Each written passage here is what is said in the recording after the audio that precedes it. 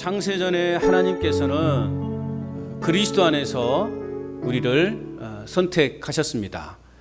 그리고 그리스도로 말미암아 당신의 아들들이, 당신의 자녀들이 되게 하셨습니다.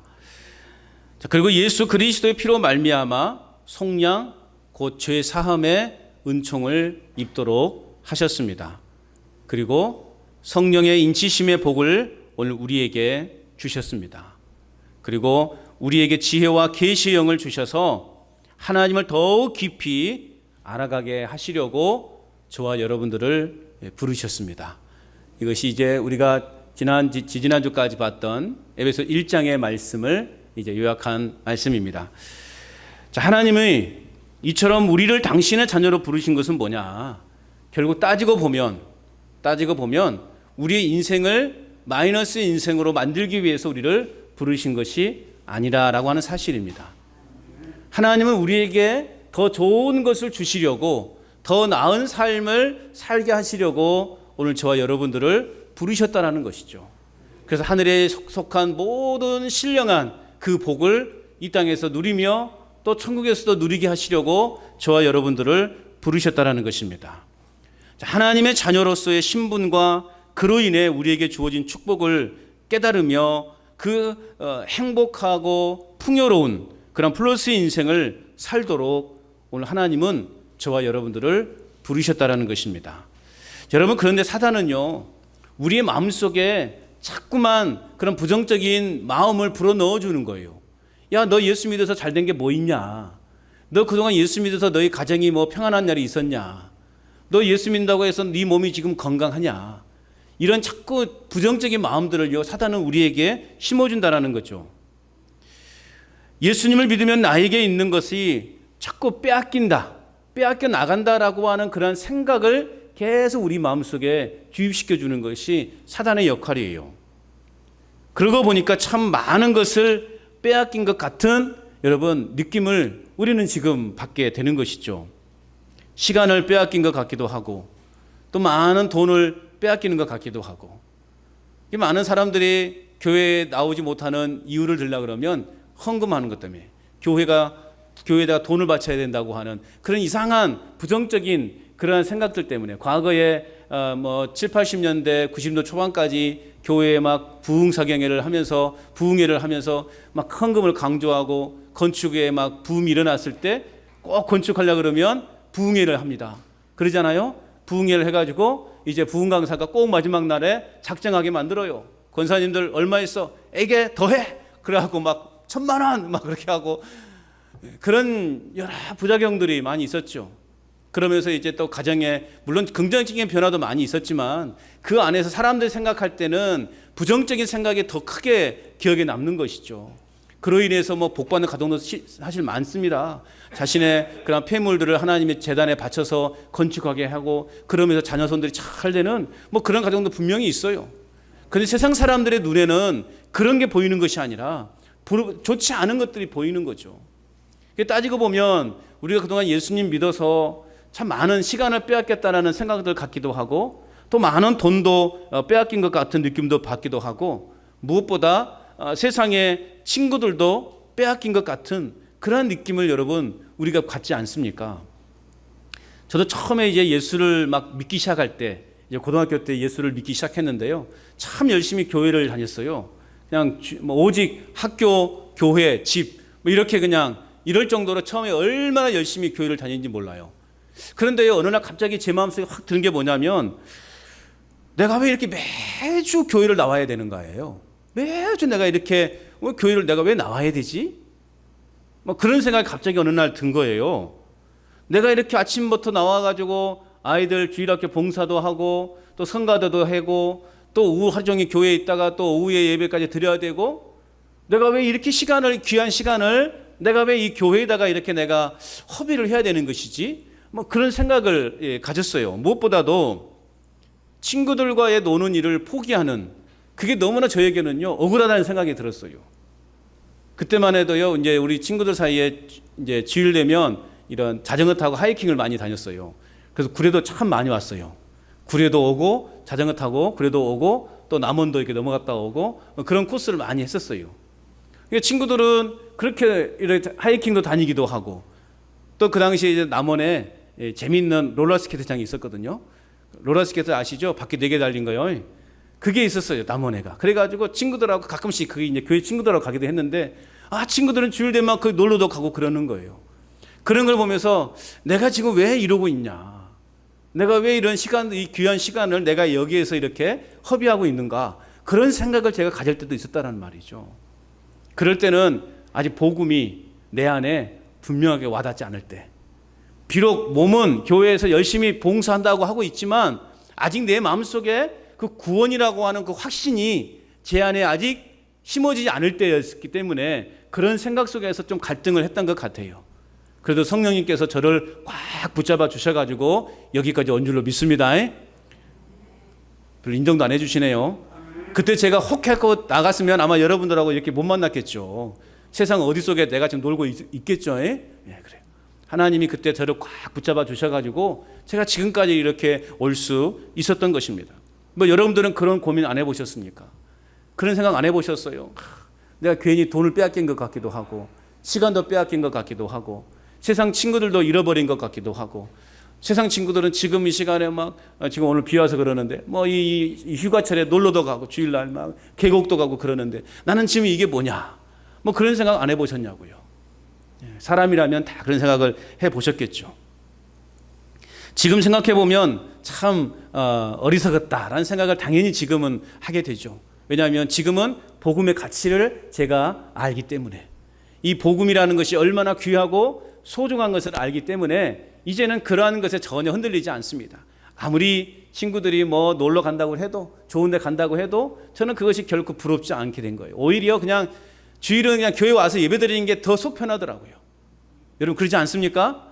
한 번이라도 좀 어떤 일이 있어가지고 주일날 빠져보세요. 얼마나 마음이 조마조마합니까? 막 뭔가 좀 이렇게 뭔가 하나님 앞 좀 뭐 이렇게 불순한 것 같기도 하고 마음에 부담감이 있어요. 그 당연한 것이죠. 바로 우리 마음속에 예수님의 복음의 그러한 씨앗이 자라고 있기 때문에 그렇습니다. 복음의 가치를 알기 때문에 우리는 당연히 불편한 거예요. 여러분, 예수님을 오래 믿는 사람도 자신에게 주어진 이런 영적인 신분과 영적인 축복을 깨닫지 못하면은요, 언제나 뭔가 부족하다는 생각 속에서 우리는 살아갈 수밖에 없는 거죠. 이 복음의 가치를 여전히 깨닫지 못한 채 우리가 지금 교회를 다니고 있다 그러면 여러분, 우리는 아직도 여전히 뭔가 채워지지 않는 그런 뭔가 부정적인 생각이 자꾸만 우리의 마음을, 우리의 삶을 지배하려고 한다는 것입니다. 여러분, 복음의 가치를 깨달으시길 바랍니다. 오늘 이 에베소서 말씀을 통해서 우리가 정말 이 복음의 가치, 구원이 뭔가, 내가 구원받았다고 하는 것이 뭔가를 여러분 분명하게 깨닫고 고백하는 이 복된 시간이 되시기를 주님의 이름으로 축원합니다. 예수 그리스도 안에서 사는 인생이야말로 모든 것에서 플러스 인생임을 여러분 믿으시기 바랍니다. 자, 그래서 오늘 본문은요, 오늘 우리가 누구인가, 나라는 존재가 도대체 어떠한 존재인가를 가르쳐주는 본문이에요. 쉽게 말하면 정체성을 확립해주고 있는 거죠. 오늘 나라는 존재가 누구인가, 나의 정체성은 무엇인가를 오늘 가르쳐주고 있는 본문의 말씀이에요. 오늘 우리는 하나님과 예수 그리스도를 믿는 그리스도인입니다. 인정하십니까? 우리는 하나님과 예수님을 믿는 그리스도인이에요. 그리스도인이 되었다라고 하는 것은 뭐예요? 우리가 그리스도에게 속한 자가 되었다라는 것입니다. 우리는 세상에 속한 자들이 아니라 우리는 그리스도에게 속한 자, 그리스도에게 속해 있기 때문에 오늘 우리는 그리스도인이다, 그렇게 말하는 거예요. 이는 곧 우리의 신분이 변화되었고 우리의 위치가 바뀌었다라는 거죠. 이 여러분 성경학교가 오늘 끝났는데요, 아이들에게 이야기하면서 그런 이야기를 들었어요. 의자 이야기. 우리가 과거에는 의자에 내가 떡하니 앉아 있었고 예수님은 내 발밑에서 무릎 꿇고 있었다. 이것이 우리 세상에 우리가 거듭나기 이전의 모습이었다. 그런데 우리가 이제 예수님을 믿어서 거듭났으니 어떤 위치가 되었느냐? 예수님이 의자에 떡하니 앉아 계시고 나는 그 밑에 무릎 꿇고 있는 존재가 되었다라는 거죠. 영접하다라는 것은 무슨 말입니까? 손님을 모셔드리는 거예요. 귀한 손님이 오면 어떡합니까? 우리가 문 밖에까지 나아가서 모시고 와서 가장 좋은 자리에 이렇게 안내해 드리는 것이 예의잖아요. 그렇지 않아요? 귀하신 분이 왔는데 그러잖아요. 제가 여러분 집에 가면 아마 다 그렇게 하지 않겠어요? 그냥 방에 앉아서 목사님 오셨어요? 들어오시오. 그렇게 하시겠어요? 그렇게 하시지 않으실 거라는 거죠. 그냥 마루까지 나와가지고 어떻게 오셨냐고 막 그러면서 이렇게 앉으시라고. 겨울에 신방가 보니까는 그냥 우리 성도들은 차가운 막 윗목에 앉으시고 저는 막 아랫목에 막 앉으라고 막 그렇게 하더라고요. 얼마나 제가 참 이게 황송했겠습니까? 그러는 거 손님이 오면 영접해 드리는 거죠. 예수님이 우리 마음의 문 밖에서 우리 마음을 두드리고 계시다는 거죠. 예수님 귀합니까? 안 귀합니까? 귀하죠. 그러니까 그 예수님을 모셔드리는 거예요. 우리 마음속에 영접해 드리는 거예요. 모셔드리는 거예요. 그래서 그 예수님을 어디에 앉게 하시는 거예요? 가장 좋은 자리에 앉게 해드리는 거죠. 우리는 그 발밑에 앉는 거예요. 이것이 영접해 드렸다, 구원받았다, 변화되었다, 거듭났다, 그렇게 이야기하는 것입니다.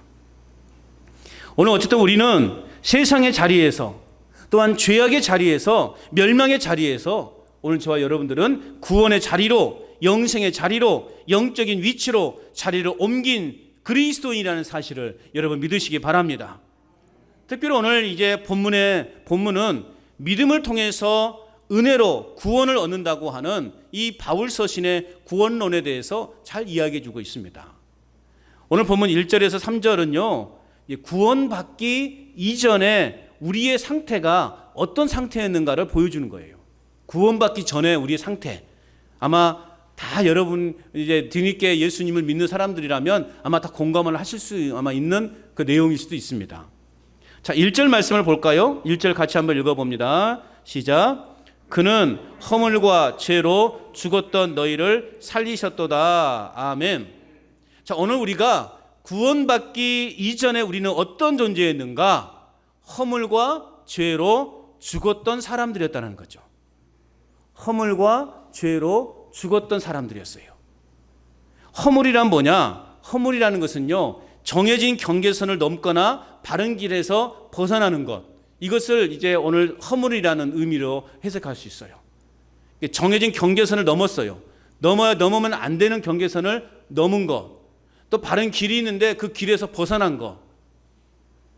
사람이 어떤 잘못을 행함으로 하나님의 뜻과 법의 범위를 벗어나는 것, 이것을 허물이라고 이야기합니다. 자, 아담과 하와가 에덴 동산에서 하나님의 명령을 어기고 선악과를 확 따먹어 버렸잖아요. 예. 안 따먹었어요? 누가 따먹었을까요? 누가 따먹었을까요? 예. 아담과 하와가 하와가 먼저 따먹고 남편에게 주었죠. 아무튼 둘이 다 똑같은 공범이죠. 어쨌든 아담과 하와가 선악과를 따먹었어요. 그것이 바로 하나님이 정해놓으신 경계선을 넘은 거죠.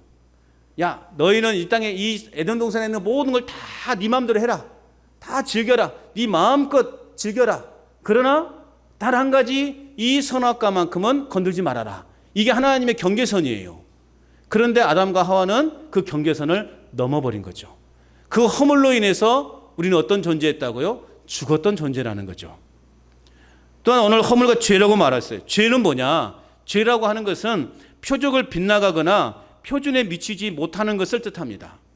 그러니까 활을 쏘는 사람이 활시를 당겼어요. 그런데 그 화살이 관역에 꽉 박혀야 되는데 그 화살이 관역에서 빗나간 것, 그 빗나간 것, 그것이 죄의 의미라고 하는 것이죠.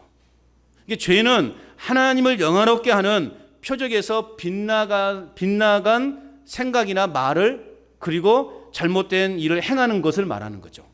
그러니까 하나님을 영화롭게 하는 표적이 딱 이렇게 있는데 우리의 삶이 그 표적에 꽂히는 것이 아니라 그 표적에서 빗나가 버린 것, 즉 우리의 빗나간 행동, 빗나간 말, 빗나간 생각, 이 모든 것들을 다 통틀어서 뭐라고 말한다고요? 죄라고 말하는 거죠. 그러니까 우리가 예수님을 믿기 전에는 결국 이런 허물과 죄로 인해서 어떤 존재였다? 죽었던 존재라는 거죠. 그러니까 허물과 죄의 의미를 따로 설명을 했지만 결국 이 허물과 죄는 같은 의미라는 거죠. 그러니까 우리는 이러한 허물과 죄로 인해서 죽었던 존재들이었다는 거죠. 인간은 하나님께 순종하고 절대적으로 의존하는 삶을 살아갈 때 오늘 우리에게 진정한 평화가 오는 것이고 오늘 우리의 삶이 풍요로운 삶을 약속받았어요. 그런데 첫사람 아담, 이 첫사람 아담은 스스로 하나님처럼 되고자 해서 하나님을 거역하게 된 것이죠. 그 결과 어떻게 되었을까요? 그 결과 하나님과 아담 사이에, 인간 사이에 단절을 가져왔어요. 깊은 골이 생기게 된 거죠. 감히 그 어떤 것으로도 그 하나님께로 나아갈 수 없을 만큼의 큰 장벽이 생겨버린 거죠. 그 결과 어떻게 되었습니까? 죽음이 세상에 찾아오게 된 거예요. 죽음이라는 것이 우리에게 찾아오게 된 거죠. 사람은 한 번 다 죽는 것이죠. 그러나 그 후로는 뭐가 있어요? 심판이 있게 되는 것이죠. 허물과 죄로 죽었던 것은 결국 뭐냐? 하나님에게서 분리되었다라고 하는 뜻이에요. 우리의 과거의 존재, 구원을 받기 전에 우리 전에는 허물과 죄로 인해서 하나님과 우리 사이가 분리된 상태. 이해하셨습니까? 함부로 다가갈 수 없는, 건너갈 수도 없는 그런 상태. 여러분, 죽은 나사로, 거지와 죽은 나사로 이야기 알잖아요. 그 거지는 그 주인집 앞에서 그냥 막 그 음식을, 떨어진 음식 주워 먹고 상처가 있으면 걔가 그걸 상처를 할 정도로 아주 비참한 인생을 살았단 말이죠. 그런데 그 거지 나사로가 어디로 갔습니까? 죽은 후에 아브라함 품에 안겨 있어요. 천국에 간 것이죠.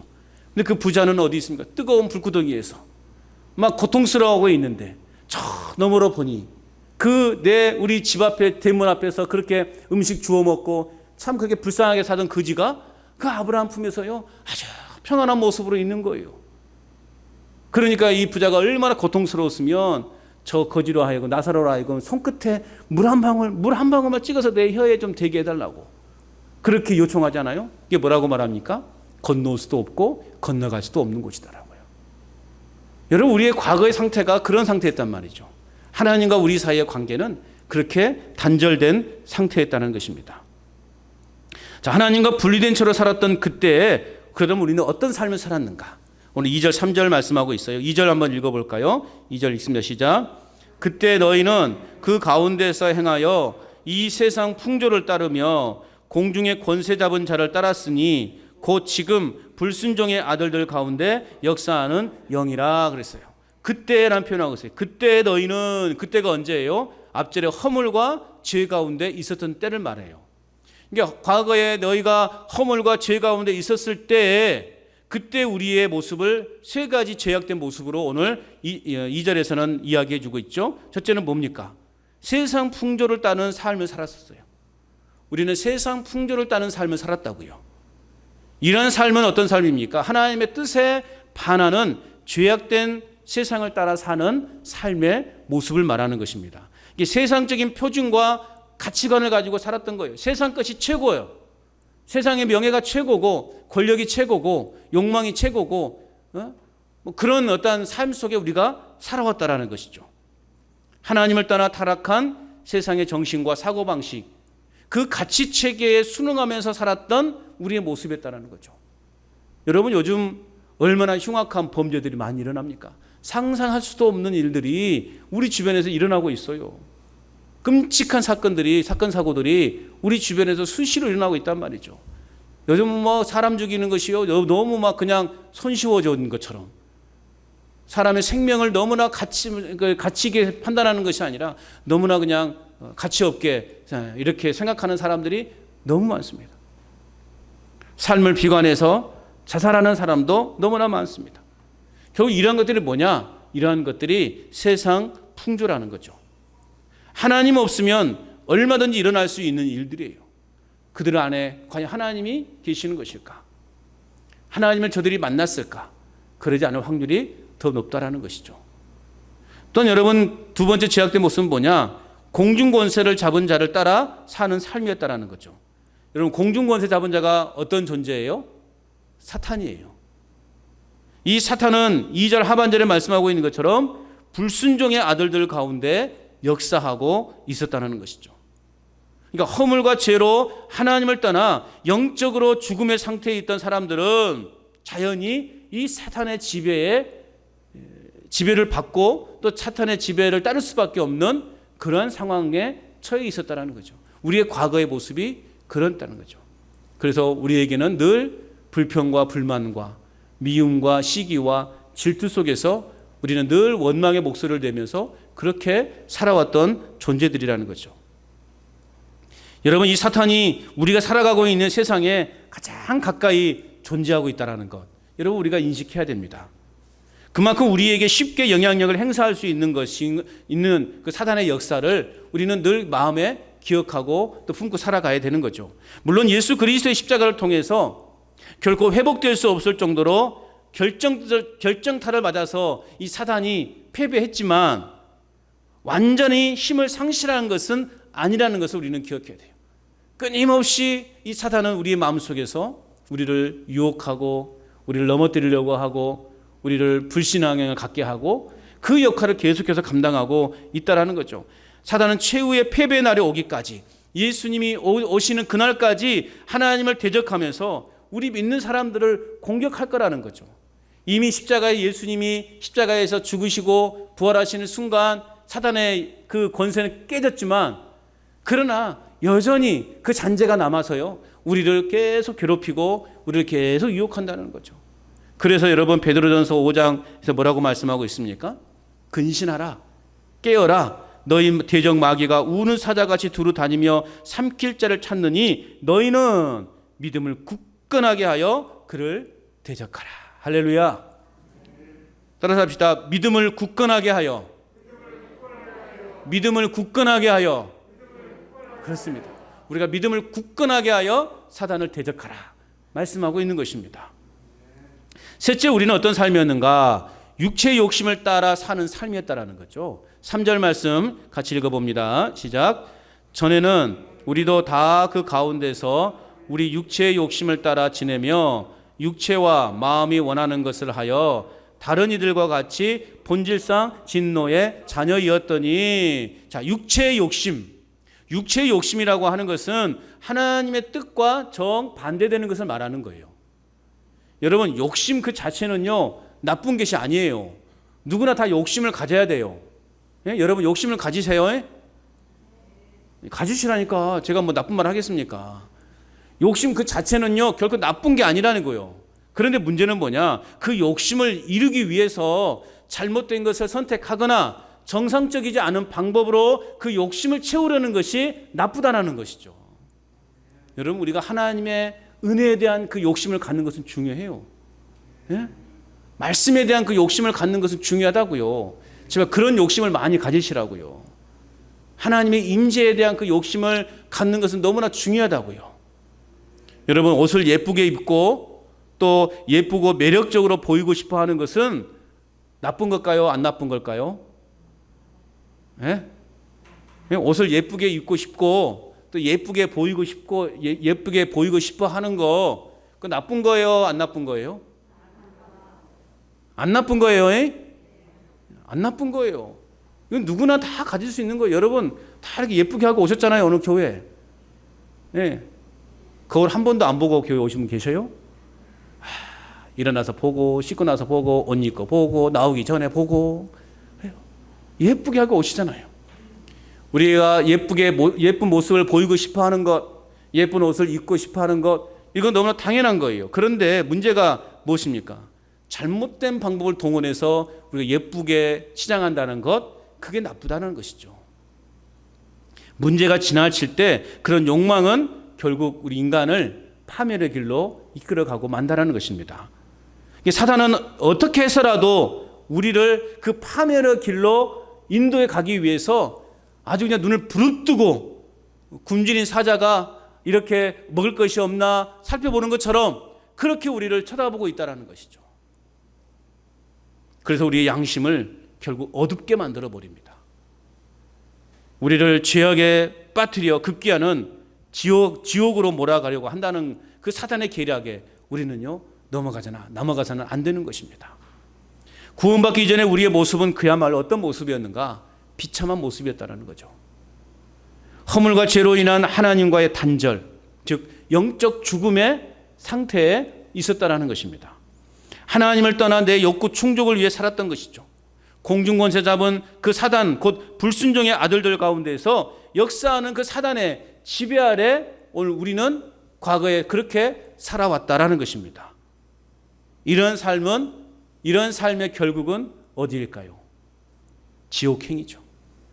과거 우리는 그렇게 지옥행 열차를 타서 이게 지옥으로 가는지도 모른 채 우리는 그냥 야 좋다, 와 멋있네, 오 멋있네, 그렇게 우리가 세상을 향해서 감탄하면서 살아가고 있었다라는 거죠. 지옥으로 가는 지옥행 열차를 타고 그렇게 우리가 과거에 타고 열심히 왔다라는 것이죠. 지옥을 향해 열심히 달려왔는데, 그런데 이제 4절부터는요, 3절까지는 우리가 그런 인생을 살았어요. 지옥행 열차에 올라타서 이게 지옥을 가는지도 모른 채 그냥 차창 밖으로 보이는 풍경을 보면서 와 좋네, 또 이렇게 이렇게 음식 팔러 다니잖아요. 물건 팔러 다니는 사람 그 산에서 이렇게 사서 먹고 김밥이요 하면서 다니면 그 사서 먹고 음료수 사서 환타 사서 먹고, 그렇게 우리가 세상을 그렇게 살면서 지내왔다고요. 그런 비참한 인생에 우리가 빠져 살아왔다고요. 그런데 이제 4절부터는요, 우리의 상황이 180도로 이제 달라집니다. 아무 희망도 보이지 않는 절망 그 자체의 인간들을 그대로 우리 하나님이 방치하지 않으시고 오늘 우리에게 구원의 빛을 비춰 주신 거죠. 하나님이 철길에서 어떻습니까? 이제 이 기차가 이렇게 철길을 바꾸잖아요. 이렇게 땡기면 이쪽으로 가던 철길 방향이 이쪽으로 싹 옮기잖아요. 그래서 열차가 이렇게 가잖아요. 하나님이 우리의 인생의 철길을 바꿔놓으신 거죠. 예수님을 통해서 바꿔놓으셨어요. 4절 같이 한번 읽어볼까요? 4절 시작. 긍휼이 풍성하신 하나님이 우리를 사랑하신 그 큰 사랑을 인하여, 자 중요한 단어가 빠져있죠. 그것은 접속사예요. 뭐가 빠졌나? 그러나예요. 그러나 긍휼이 풍성하신, 과거에 우리는 비참한 그러한 존재였는데, 그러나 이제 긍휼이 풍성하신 하나님이 우리를 사랑하신 그 큰 사랑을 인하여. 여러분 오늘 본문의 전체 주제가 여기에 나옵니다. 주어가 여기에 나와요. 오늘 본문 전체 주어가, 그 주어가 뭐예요? 하나님이에요. 하나님이 긍휼이 풍성하신 하나님이에요. 이런 곧 구원의 주도권이 인간에게 있는 것이 아니라 하나님에게 있음을 오늘 우리에게 나타내 보여주는 거죠. 인간이 구원받는 것, 여러분 내가 노력해서 내가 열심히 살아서 얻을 수 있는 것이 아니라는 말씀이에요. 하나님이 역사하지 않으시면, 하나님이 그 철길의 길을 움직이지 않으시면 여러분 우리는 구원받지 못하는 인생이 되는 거예요. 천국까지 못하는 인생이 되는 거예요. 그 하나님은 세상과 사단에게 종노릇하고 있던 인간들에게 하나님의 진노를 받아 마땅했음에도 불구하고 오늘 말씀처럼 하나님이 긍휼과 사랑이, 그 하나님의 긍휼과 사랑이 마침내 우리에게 임했다는 사실이에요. 하나님의 사랑은 그래서 참으로 크고 위대한 사랑이다. 그렇게 우리가 고백해야 되는 것입니다. 인간의 이해를 초월하는 사랑, 우리가 보통 생각하는 그 사랑, 그 사랑을 초월한 사랑이 바로 하나님 사랑이라는 것입니다. 비양심적으로 세금을 거뒀던 사람, 그리고 창녀도 살인 강도도 용납해주는 긍휼과 사랑인 것입니다.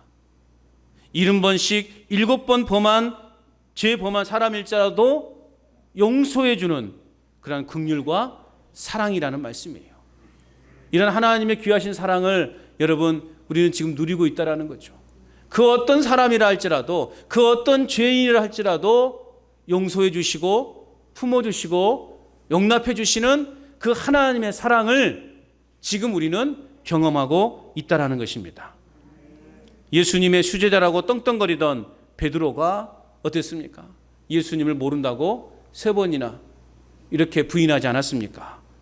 그럼에도 불구하고 예수님은 그 베드로를 나무라지 않으시고 꾸짖지 않으시고 그 베드로를 용서하시고 오히려 그를 위로해 주셨다는 사실이죠.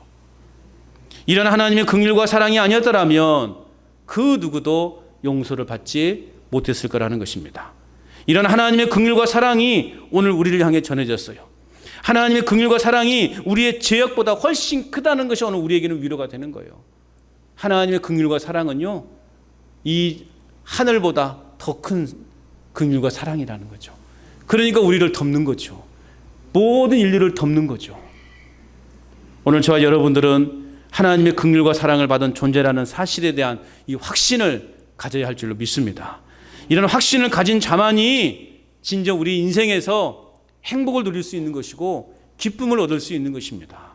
여러분, 하나님의 긍휼과 사랑이 언제나 나와 함께하고 있다라고 하는 이 사실을 확신하고 그 하나님을 날마다 믿고 신뢰하며 살아갈 수 있기를 주님의 이름으로 축복합니다. 그렇다면 하나님께서 오늘 우리를 위하여 이러한 구원을 이루신 것은 무엇일까? 하나님께서 우리를 위하여 이러한 구원을 이루신 것은 무엇인가? 오늘 5절과 6절 이제 말씀은 하나님이 이루신 구원의 행위를 이제 세 개의 동사로 묘사해서 표현하고 있어요.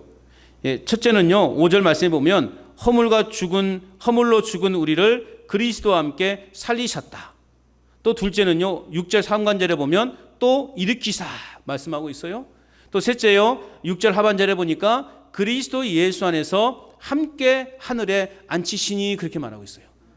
즉 우리를 그리스도와 함께 살리셨대요. 그리고 그와 함께 일으키셨대요. 그리고 그와 함께 하늘에 앉히셨다라는 거죠. 이것이 오늘 하나님이 우리를 통해 구원을 이루신 그러한 어떤 결과가 되는 것입니다. 이 세 개의 동사는 곧 과거의 십자가에서 우리를 살려주셨고 또 현재 부활의 능력을 오늘 우리가 누리며 살아가고 있고 그리고 미래에 확실히 주어질 뿐만 아니라 이미 이루어진 것이기 때문에 우리는 믿고 살아가는 것입니다. 이 세 가지 확신이 우리에게 있어야만이 우리는 진정 구원의 기쁨을 누리며 살아갈 수 있는 거예요. 그리스도와 함께 살리셨다, 함께 일으키셨다, 또 그리고 하늘에 앉히셨다.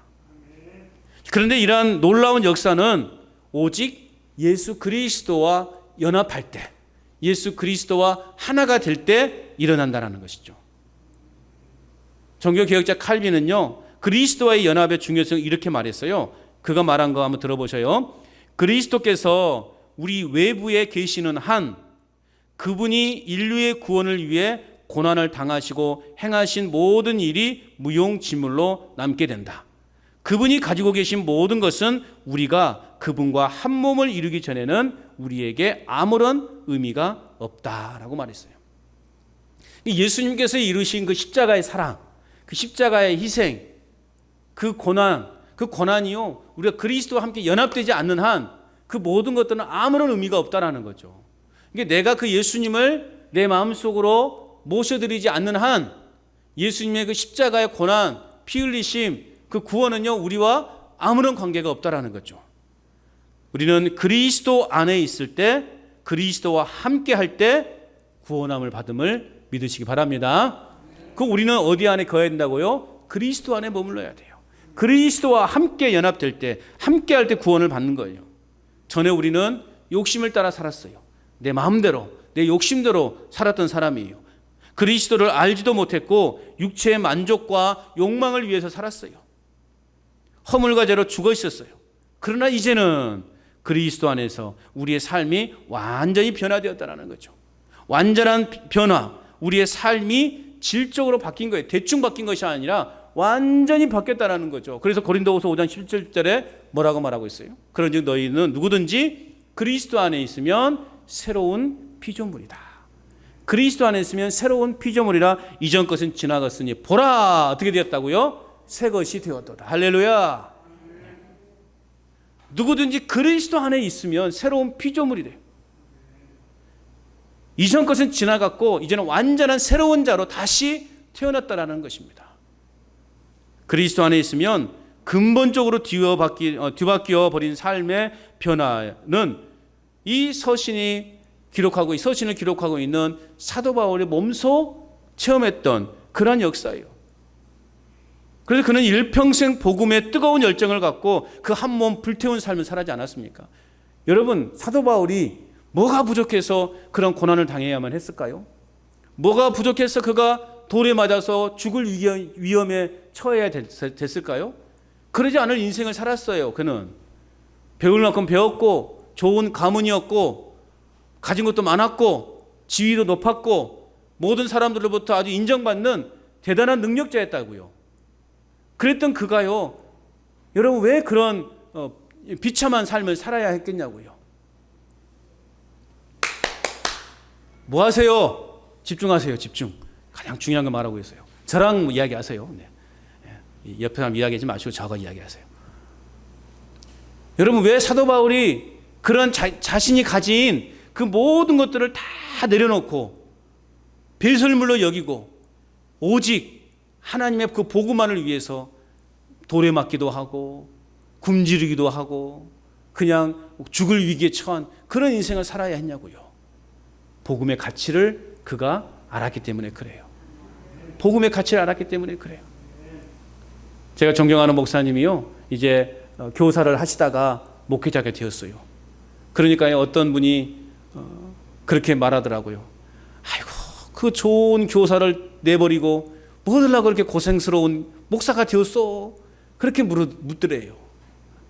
교사로 살면 평생 얼마나 좋아요. 20년 넘으면 연금도 나오고 평생 그냥 편하게 살 텐데 그 좋은 거 왜 다 버리고 이 고생의 길로 들어섰냐고 그렇게 이야기를 하더래요.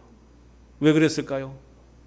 복음의 가치를 알고 하나님의 부르심의 소명이 무엇인지를 알았기 때문에, 무엇인지 알았기 때문에 그 좋은 안락한 생활을 버리고 하나님의 이 종, 하나님의 길을, 하나님의 이 사역의 길을 택한 거 아니겠습니까? 여러분도 마찬가지예요. 왜 이 좋은 데 이렇게 교회에 앉아 있습니까? 얼마나 편하게 생활할 일들이 많은데, 남의 눈치 보지 않고 목사 눈치 안 보고 살 일이 얼마나 많은데 왜 그래요? 복음의 가치를 알기 때문에. 복음의 가치를 알기 때문에 그러는 거예요. 여러분, 나의 삶의 자리가 바뀌었다는 거 여러분 믿으시기 바랍니다. 나의 삶이 변화되었다는 그 확신을 가지고 이제 우리는 살아가야 하는 것입니다. 우리 안에 솟구치는 감격과 기쁨이 우리의 삶에 충만하게 넘쳐날 수 있기를 주의 이름으로 축원합니다. 8절 말씀을 계속 읽어봅니다. 8절 시작. 너희는 그 은혜에 의하여 믿음으로 말미암아 구원을 받았으니 이것은 너희에게서 난 것이 아니요 하나님의 선물이라. 아멘. 구원은 하나님의 은혜로 말미암은 뭐다? 하나님의 선물이라는 거죠. 죄와 죽음의 자리에 있던 우리를 하나님께서는 오늘 우리를 구원의 자리로 옮겨주셨다고요. 사단의 그러한 종의 위치에서 하나님의 자녀로 우리의 신분을 바꿔주셨다고요. 아무 조건 없이 오늘 우리를 구원해 주셨다라는 것이죠. 진짜 선물은 조건을 바라지 않고 주는 거예요. 그게 진짜 선물이죠. 여러분 선물을 주면서 뭔가 조건을 바라면 그건 진짜 선물이 아니에요. 하나님이 우리에게 주신 이 구원이라고 하는 선물은요, 조건을 바라지 않았어요. 그냥 우리에게 주신 거예요. 우리에게는 구원받을 만한 조건과 자격이 사실 없었단 말이죠. 그럼에도 불구하고 하나님은 우리에게 구원이라고 하는 선물을 주셨어요. 천국행 가는 기차의 티켓을 그냥 공짜로 우리에게 주셨다고요. 아무 자격 없는 우리를 구원하시려고 하나님께서는 자기 아들을 아끼지 않고 내어주셔서 엄청난 희생을 치르도록 하셨다라는 것입니다. 이것이 바로 은혜입니다. 이게 바로 은혜이고요. 이게 하나님의 놀라운 사랑인 거예요. 여러분이 구원받았다고 하는 사실을 무엇으로 증명할 수 있겠냐고요. 내가 구원받았다고 하는 이 사실을 무엇으로 증명할 수 있겠냐고요. 그래도 증명해 보라 라고 물어본다면 우리는 이야기합니다. 하나님의 은혜로라. 아멘. 오직 하나님의 은혜로라. 하나님의 은혜로라고 밖에는 표현할 길이 없는 거예요. 하나님이 나 같은 것을 구원해 주셨다는 거. 나에게 지옥행 가는 열차에서 천국행 가는 열차로 바꿔 타게 해 주셨다고 하는데, 여러분 하나님의 은혜가 아니고서는 우리가 뭐라고 표현할 수 있겠어요? 내가 한 것도 없어요. 내가 노력한 것도 없어요. 그런데 하나님은 나를 천국행 가는 열차로 옮겨 타게 해 주셨다는 거죠. 이제 우리는 비록 이 땅에서 살지만 우리의 시민권은 하늘에 있다는 사실을 여러분 믿으시기 바랍니다. 하늘에 속한 하나님의 자녀라는 확신을 가지고 살아가는 우리 모두가 될 수 있기를 바랍니다. 그래서 9절 말씀하고 있죠. 9절 읽어봅니다. 시작. 행위에서 난 것이 아니니 이는 누구든지 자랑하지 못하게 함이라. 아멘. 자, 이 엄청나고 놀라운 은혜는 우리의 노력의 결과가 아니라는 사실이에요. 우리가 선한 일 한다고 해서 천국 갑니까? 우리가 착하게 산다고 해서 천국 갑니까? 바르게 산다고 해서 천국 갑니까? 아닌 거예요. 구원은 사람이 자기 힘으로 이룬 것도 아니고 자기의 행위의 대가로 받은 것도 아니에요. 우리가 착한 일 하면 여러분 보통 경찰서 같은 나라에서요 선한 상을 선한 시민상이라고 해서 상을 줘요. 그런데 여러분 구원은 그런 게 아니에요. 허물과 죄로 죽은 사람이 어떻게 자기를 구원할 수 있겠냐고요. 우리가 아무리 선한 일을 한다고 해서 구원 얻을 수 있는 것은 아니라고요. 그렇기 때문에 그 누구도 내 자신이 받은 구원에 대해서 자랑할 수 없다라는 겁니다. 그저 내가 할 수 있는 거라고 뭐냐? 그 은혜를 날마다 찬송하고 감사하며 사는 것밖에 없어요. 그래서 우리의 입술에서 늘 감사가 나와야 되고요. 하나님을 찬송하는 소리가 나와야 되는 거예요. 사도 바울은 참 많은 자랑거리가 있었죠. 아까도 말씀드렸지만 참 많은 자랑거리가 있었어요. 그럼에도 불구하고 자신의 약함 그리고 나는 복음밖에는 자랑할 것이 없다. 그렇게 말했어요. 여러분 오늘 우리도요. 우리 손주들 잘 돼봤자 지네들 잘 된 거지 내가 잘 된 건 아니잖아요. 아닌가? 여러분 너무 손주들 자랑하지 마세요. 너무 자식 자랑하지 마세요. 지들 잘 된 거지 내가 잘 된 건 아니잖아요. 내가 많이 가지고 있는 거 자랑하지 마세요. 내가 뭐 높은 자리에 앉아 있는 거 자랑하지 마시라고요. 그건 한나의 자랑거리도 아니에요. 하나님을 보시면 그냥 헛웃음 치는 것들이에요. 우리의 자랑은 뭐가 되어야 됩니까? 복음만이 자랑하는. 왜 아멘도 안 하십니까? 복음만을 자랑하시라니까요. 복음만을 자랑하는 저와 여러분 될 수 있기를 바랍니다. 이처럼 놀라운 구원의 은혜를 받은 우리에게 하나님이 요구하시는 거 있어요. 그래서 그 요구하신 것이 뭐냐? 10절입니다. 10절 같이 한번 읽어봅니다. 시작. 우리는 그가 만드신 바라 그리스도 예수 안에서 선한 일을 위하여 지으심을 받은 자니 이 일은 하나님이 전에 예비하사 우리로 그 가운데서 행하게 하려 하심이라. 아멘. 오늘 우리는 하나님이 만드신 최고의 걸작품이래요. 최고의 걸작품답게 오늘 우리는 예수 그리스도 안에서 선한 일을 위하여 우리를 지으셨다고 말씀해 주고 있어요. 오늘 10절은 그래서 실천론이에요. 실천론. 오늘 실천에 살아야 돼요. 우리가 해야 될 선한 일이 무엇이겠습니까? 우리가 해야 될 선한 일이 무엇이에요? 그리스도인으로서 해야 할 당연한 선한 일들이 있다라는 거죠. 그 중에서도 뭐라 해도 복음을 전하여 영적으로 죽은 사람을 생명으로 인도하는 이 전도라고 하는 것이 오늘 우리에게 있어서는 가장 큰 선한 일이라는 거죠. 죽을 인생을 생명으로 여러분 바꿔놓는 거, 이건 대단한 일 아닙니까? 이게 오늘 우리에게 감당해야 될 가장, 물론 우리가 그리스도인으로서 이제 선한 일들을 많이 해야 되죠. 어려운 이웃도 돌봐야 되고 양보도 해야 되고 섬겨야 되고 그런 일도 많이 해야 되겠죠. 그러나 가장 가치 있는 건 뭐냐? 죽을 인생을 사는 인생으로 바꿔주는 거예요. 이게 오늘 우리에게서는 가장 큰 사명이고 우리가 해야 될 가장 큰 일이라는 것입니다. 생명을 살리는 일이야말로 가장 중요한 일이에요. 여러분 의사는 이 땅에서 좀 더 살아갈 수 있도록 하지만 요즘 의술이 좋아져 가지고 사람의 수명이 많이 연장됐잖아요. 의사의 역할은 뭐예요? 이 땅에서 조금 더 생명을 연장하도록 만드는 역할이 의사의 역할이라고요. 그래서 우리는 영원히 살 수 있도록 하기 때문에 죄송하지만 의사들과는 비교할 수 없을 만큼 우리 자신이 중요하다는 거죠. 의사는 그냥 이 땅에서 조금 더 한 몇십 년 더 살게끔 그렇게 하는 역할밖에 안 해요. 우리 역할은 무엇입니까? 그렇죠. 영원히 살 수 있도록 한다니까요. 여러분들이 의사들보다 더 뛰어난 사람들, 더 위대하신 분이에요. 그런 자부심을 가지시라고요. 그냥 의사 앞에 가서 그냥 이렇게 쫄고 있지 마시고, 예? 왜 의사 앞에 가서 이렇게 쫄고 있냐고요. 의사 한마디에 그냥 마음 기죽어 가지고. 너는 속으로 그렇게 하라고. 너는 이 땅에서 내가 뭐 몇 년 더 살게 하는 거지만 나는 너 영원히 살 수 있게 할 수 있다. 예? 속으로 그렇게 말하시라고요. 그래서요 의사 앞에 가서 당당하시라고요. 왜 이렇게 좁니까, 의사 앞에서? 주사도 아프게 나올까 봐? 그러지 마시라고요. 우리는 의사들보다 더 위대한 존재들인 거예요. 별로 호응도 안 하시네. 우리는 영원히 살 수 있는 길을 알려주는 사람들이잖아요. 얼마나 위대한 사람들입니까? 그러므로 여러분, 우리는 이런 영적 자부심을 가지시고 영적 정체성을 가지고 살아갈 수 있기를 바랍니다. 여러분, 우리가 구원받았으면 이제 우리는 선한 일을 해야 됩니다. 그리고 그리스도를 닮아가는 삶을 살아야 됩니다. 무엇보다도 하나님의 자녀라고 하는 그런 자존감을 가져야 되는 거죠. 하나님의 자녀로서의 그 자존감을 가져야 돼요. 자신감을 가지시라고요. 당당하시라고요. 나는 사랑받기 위해 태어난 하나님의 특별한 사람이고 하나님의 걸작품이라는 사실을 여러분 다시 한번 기억하시고 그 은혜에 합당한 삶을 살아가는 하나님의 자녀답게 멋진 인생을 살아가는 저와 여러분 될 수 있기를, 구원받은 사람으로서의 당당함을 잃지 않는 저와 여러분의 삶이 될 수 있기를 주님의 이름으로 축원합니다.